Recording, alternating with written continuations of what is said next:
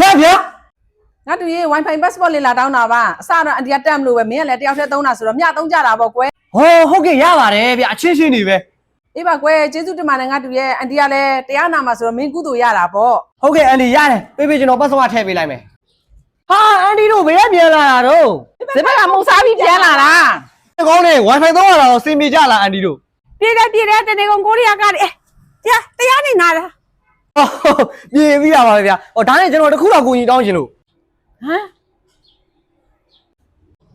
ဘာများလဲကွယ်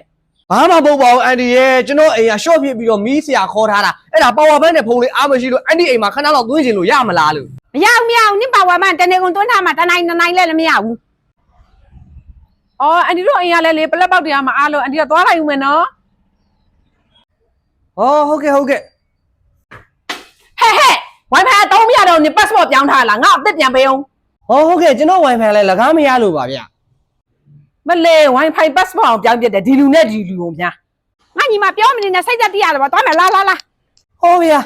ဖြစ်မှဖြစ်ရတယ်နော်သူတို့ကမြန်ပြောရတယ်ရှိသေးလူတွေများတော့ခက်တယ်